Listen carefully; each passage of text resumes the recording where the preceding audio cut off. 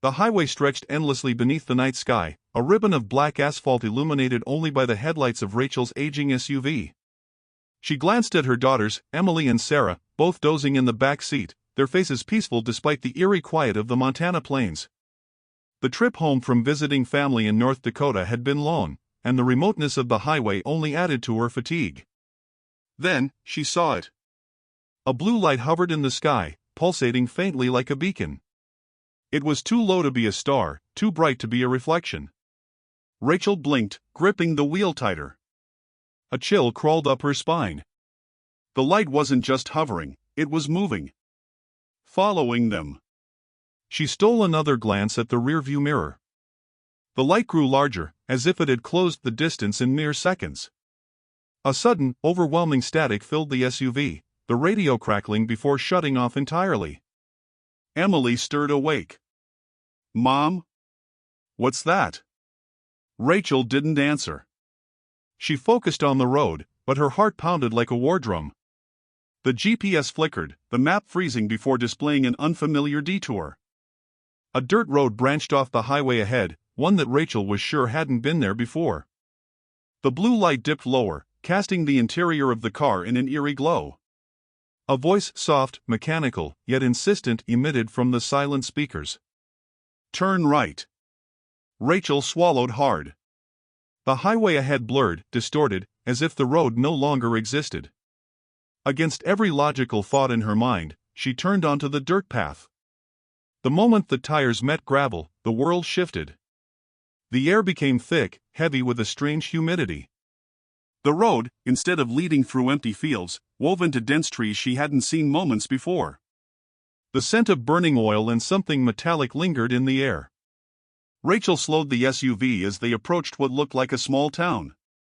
But something was wrong. The buildings were old, too old.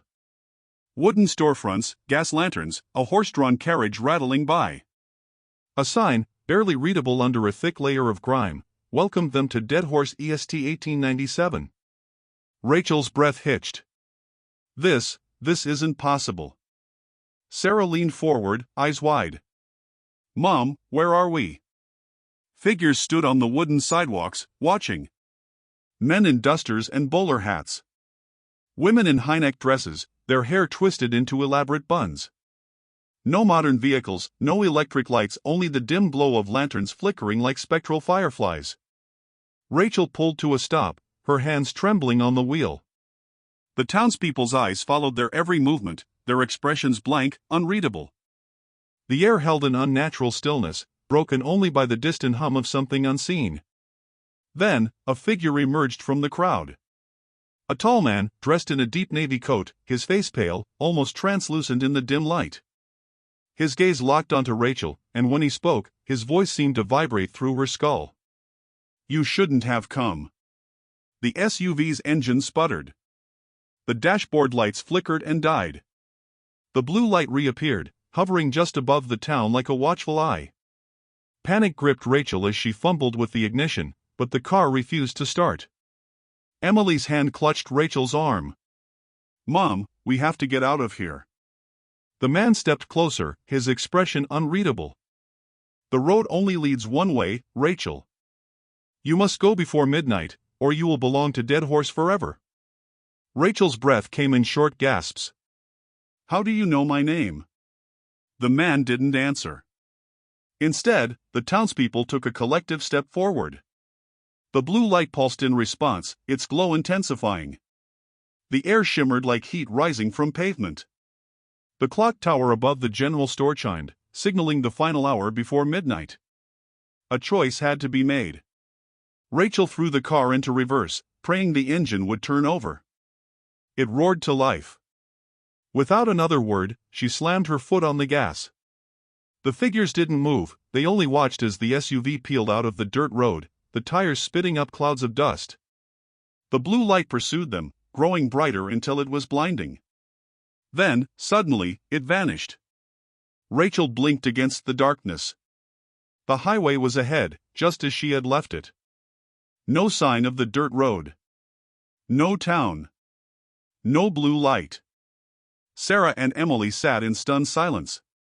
"Mom, was that real?" Emily whispered.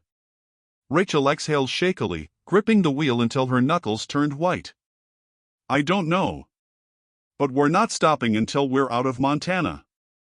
And they didn't. The rest of the drive passed in tense silence, none of them daring to look back. When they finally reached home, Rachel searched every map she could find. There was no record of Dead Horse. No town by that name had ever existed in eastern Montana.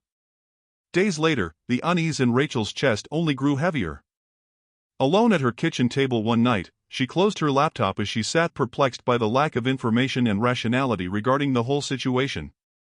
There was no mention of Dead Horse, Montana in any records, no reference in any historical archives. The town simply did not exist. Or at least, it shouldn't have. A sharp knock at the front door made her jump. The house was silent except for the faint hum of the refrigerator. Emily and Sarah were asleep upstairs. Who would be visiting this late? Heart pounding, Rachel moved cautiously toward the door. She hesitated, peering through the peephole. No one was there. But something had been.